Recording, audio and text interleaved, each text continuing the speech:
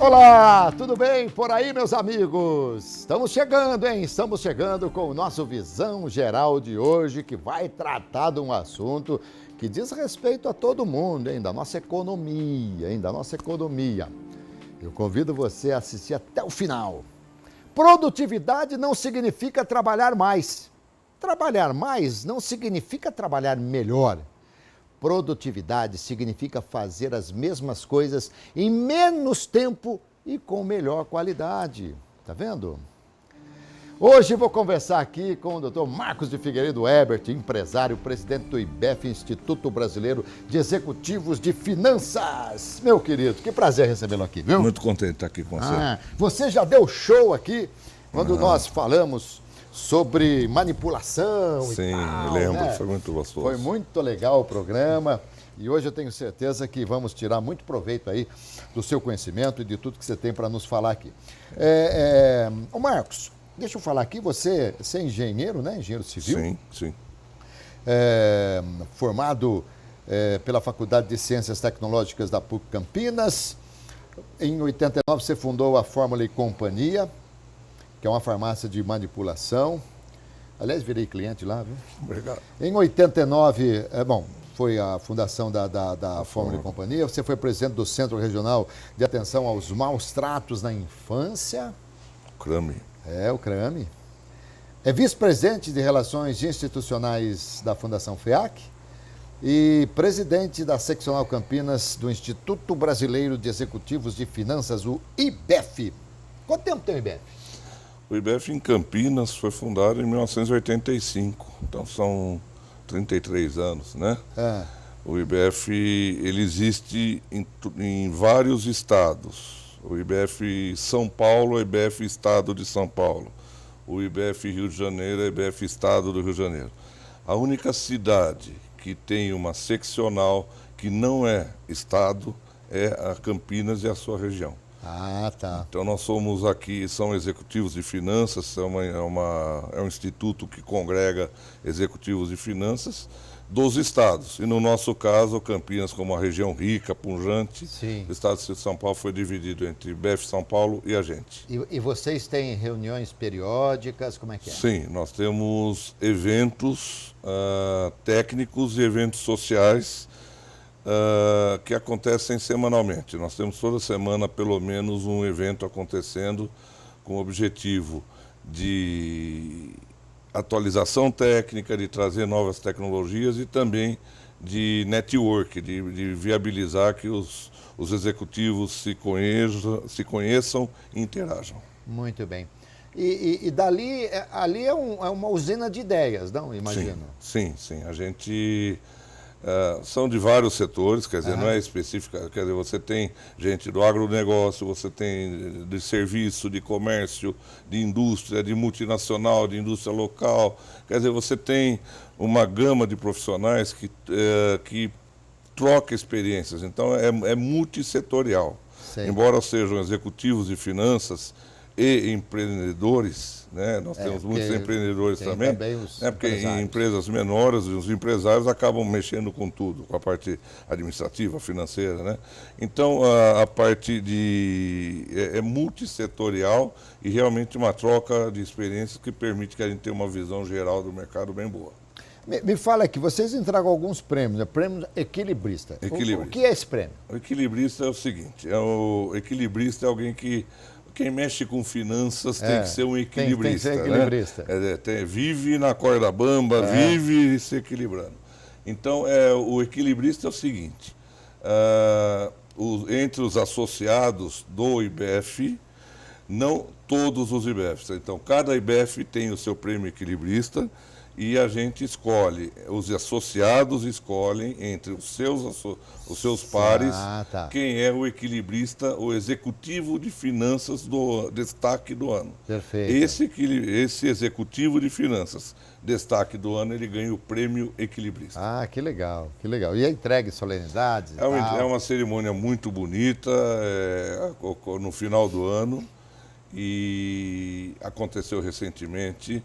E ela realmente é o momento maior muito emocionante, coroa uma carreira, a família do premiado está lá, do escolhido, os seus colegas estão lá cumprimentando, aplaudindo, e daí é uma noite e ele fica lisonjeado, né? Fica todo... Aí ele chega na empresa e fala, se as coisas não forem bem aqui, a culpa não é minha, porque eu sou o equilibrista do ano. Eu sou o cara, eu né? sou o cara, eu né? sou o cara, Muito legal, muito legal.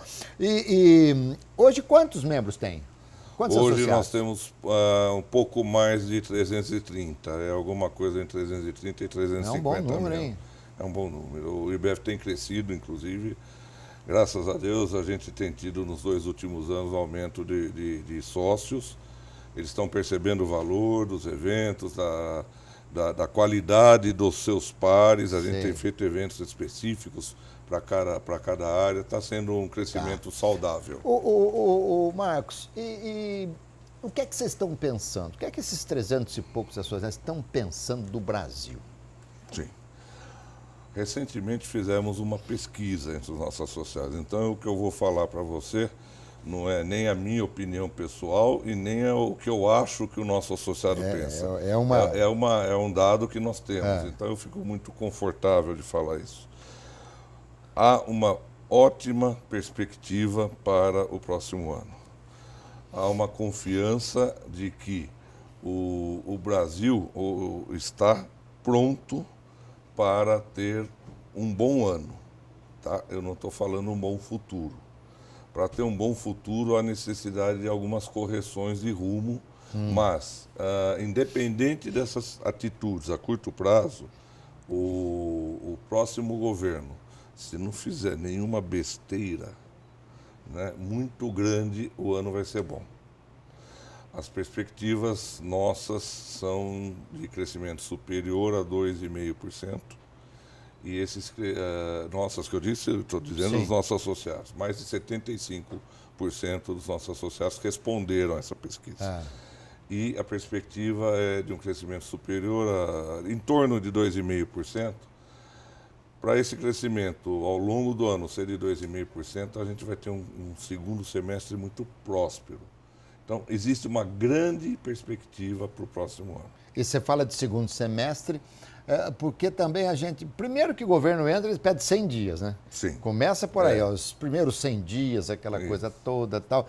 Então, mas eu não sei, posso estar até enganado, mas eu estou com tanta esperança, que eu acho que mesmo nos primeiros meses nós já vamos sentir alguma coisa, algumas decisões, você não acha? Acho que sim, e isso é um aspecto interessante que você está tocando, porque existem motivos técnicos para o progresso, mas não adianta nada você ter todo o cenário preparado para você ter sucesso se não houver confiança da população.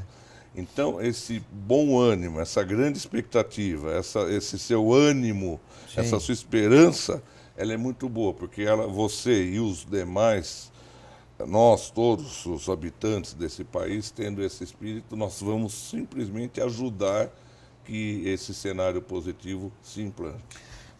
Fazer uma pergunta fora aqui, quer dizer, fora em termos também, né? Mas muita gente lá também deve ter passado pelo mesmo problema. Mas você é de um segmento que as pessoas precisam.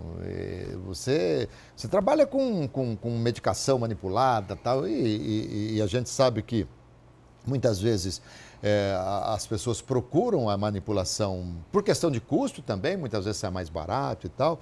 E às vezes você precisa de uma determinada quantidade de um determinado produto na fórmula que você não encontra na medicação normal e tal, então vai lá.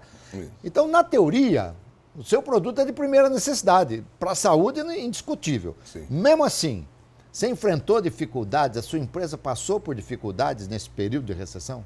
Sim, a dificuldade sim. O nosso setor é o último a entrar na crise, a sentir os efeitos da crise. E é o primeiro a voltar, porque, como você bem disse, é um setor essencial, é saúde, é um cuidado próprio, saúde. É resolver uma dor, um mal-estar, quer dizer, é naquela hora, né? Então, sim, a gente teve problemas. ainda mais num ano com questão de eleição, com variação de dólar. Você viu, né, em relação ao primeiro semestre para o segundo semestre, como eu te disse, o público desanimado, aquela greve dos caminhoneiros no primeiro semestre desse ano, ela foi terrível, abateu a população, acho que você se lembra, isso deprimiu muito o consumo, tudo. Então, sim, tivemos problemas, com certeza menores do que a maioria dos setores, mas temos tido problema porque também o cliente ele acaba procurando, às vezes, um preço mais barato, né? Quer dizer, ele tem esses problemas, né? Sim, acontece. E o dólar, no nosso caso, que é muito produto importado, né? 95% dos nossos insumos, das nossas matérias-primas, ele é importado, né? Ele é cotado em dólar. E o que aconteceu com o dólar lá no... Foi terrível. Agora, você me fala uma coisa que para mim é uma novidade. 95% dos insumos, nós temos aqui tantas e tantas coisas, né? Já imaginou o que a Amazonas pode nos fornecer de insumos, de medicação, e ainda assim a gente importa 95%? Sim, e com certeza, eu não sou um técnico nessa área, né? Mas eu com certeza te garanto que muita matéria-prima a gente exporta como commodity e depois compra como passando produto, por um processo. Então, sim, 95% da nossa matéria-prima é importada. É isso aí, que nem exportar o petróleo e comprar a gasolina, né? Exato. Você, recentemente, agora até está mais fácil, aquelas cápsulas de café. Sim. Né? A gente exportava o café para depois comprar a cápsula de café. Hoje acabou a propriedade intelectual, então aqui também temos isso. Mas a gente tinha país que exportava café e ganhava muito mais dinheiro sem ter um pé de café. Verdade, verdade. E quanto aos executivos que são associados, qual que é o perfil, qual que é mais o segmento, ou é aberto? Não, ele é aberto, né? Nós temos gente do segmento de serviço de saúde, como é o meu caso. Nós temos gente que é da indústria, nós temos gente de executivos que são da área de serviços, nós temos de multinacional, nós temos do agronegócio. Eu posso citar para você, por exemplo, as grandes empresas da região, né? Inclusive de agronegócio, de logística, tudo. Nós temos os seus principais executivos, estão lá no IBF. Tá. Eu vi que você trouxe aqui a minha colinha. Você trouxe alguns números aí. Isso. Então, vamos falar. Me diga acerca do que são esses números e a sua importância e a relevância. Isso aqui é um resuminho, é um breve resumo, porque baseado no que eu estou falando isso, quando eu falei que eram os associados. Por exemplo, aqui está escrito que 89% dos nossos associados, que são executivos, que estão mexendo com orçamento, com projeção para o ano que vem, 89% deles acreditam que o cenário econômico melhora. Ou seja, quase a totalidade... 11% aí achou que de cada 10, 9 estão achando que o Brasil vai ser melhor no ano que vem. E é gente altamente informada. É gente que está dentro do mercado, convive dentro da sua empresa, da empresa na qual ele trabalha. E hoje, se você for olhar também, os indicadores desse fim de ano já são bons, já são melhores do que eram. Então, quer dizer, está preparado, né? Então, está aqui. 51% dos nossos associados acham que o PIB, o Produto Interno Bruto, ou seja, tudo que é produzido no Brasil, vai ser superior a 2%. Então é um crescimento nacional de 2%. Nacional bom, não é o melhor dos mundos ainda, porque ele é 2% sob uma base baixa. Mas veja, quando a gente caiu muito e agora é a hora de reverter a curva. E nós começamos a subir. Quer dizer, se o governo conseguir fazer alguns ajustes que precisam ser feitos, né? Porque o problema hoje do Brasil é que ele gasta mais do que o governo, o governo ele usa o nosso dinheiro, o seu dinheiro, o meu dinheiro, o nosso dinheiro para pagar suas contas e nos devolver em serviço. E ele está gastando muito mais do que ele arrecada. Né? O governo não é que nem a gente que entra primeiro no cheque especial e depois deixa de pagar a conta, vai para o Serasa e um dia para de consumir. Não, o governo ele tem uma possibilidade lá de emitir dinheiro, ele tem umas possibilidades. E Sim, não, embora isso traga consequências. traga né? consequências que o investidor Sim. não vai investir dinheiro num país cujo governo gasta mais do que arrecada. Sim, sim. Gerando inflação, gerando um monte de coisa. Então, por isso que o governo tem coisas para fazer. E também dentro disso, os nossos associados, 55% dizem que a reforma prioritária é a da Previdência Social. E, em segundo lugar, a reforma tributária. Isso também é fruto dessa pesquisa. E primeira Previdência. Primeira Previdência, que é onde está mais sugando o dinheiro dos cofres públicos. Então, mas acontece, Marcos, depois você ainda vai completar com outros números. Acontece, por exemplo, sobre a Previdência, ela veio realmente, a ponta do iceberg, de repente pode até ser, Sim. apareceu realmente há poucos anos. Foi basicamente agora no governo Temer. Porque até então não se falava assim com uma veemência, com uma eloquência grande sobre reforma da Previdência. Então, se ela é fundamental, eu que tenho muitas restrições até o próprio governo Temer, acho que nesse específico item ele prestou um serviço enorme à nação, a mostrar que é necessário fazer uma reforma previdenciária. Sim, dentro disso que você falou, inclusive, eu também tenho restrições ao presidente Temer, em específico, eu tenho restrições, mas eu acho que o governo dele foi um governo muito interessante para o país. Ele preparou ele preparou o cenário para o Brasil crescer. E ele começou com uma reforma trabalhista, ele começou fazendo uma lei que limite de teto de gastos.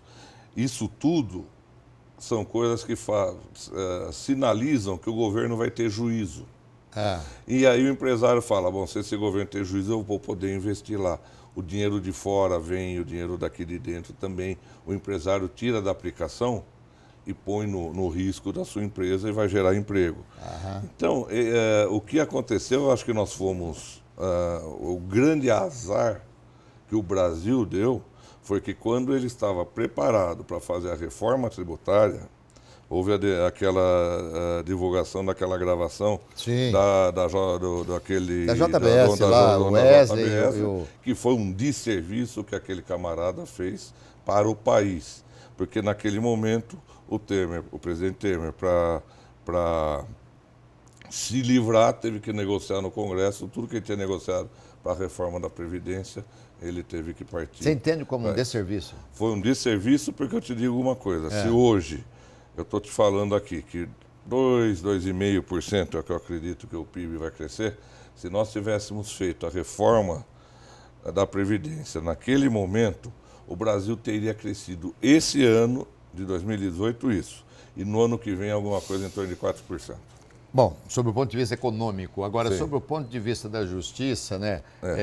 Se o Wesley não tivesse feito aquilo, ou sei lá como é que a coisa foi, não se teria gasto tanto dinheiro para se comprar tanta coisa, né? Mas enfim, aí tudo bem, vamos seguindo. Eles que se entendem. Eu só queria falar que me faltou aqui, eu vou para o intervalo, depois você vai continuar falando dos números aí, mas só queria falar que quando você se referiu à greve dos caminhoneiros, eu entendi que o Brasil tem 4 poderes hoje, que é o legislativo, o judiciário, o executivo e o dos caminhoneiros. Perfeito. Porque realmente é um poder fortíssimo. Forte. Eu vou para o intervalo e volto já aqui com o Marcos, esse papo gostoso, tá bom? Presidente do IBEF, Instituto Brasileiro de Executivos de Finanças. Aguarde um instante só.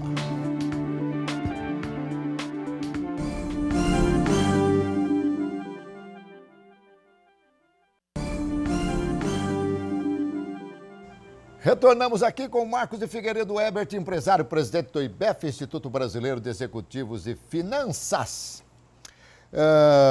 Vamos continuar aqui, Marcos, falando sobre os números. Nós já vimos aí que 89% acredita que a coisa vai melhorar. Espero que não haja decepção, você espera também, não é? Também. Nós já vimos aí que o crescimento vai estar em torno, segundo eles, aí de 2% do nosso produto interno bruto. O que mais nós temos aí? Olha,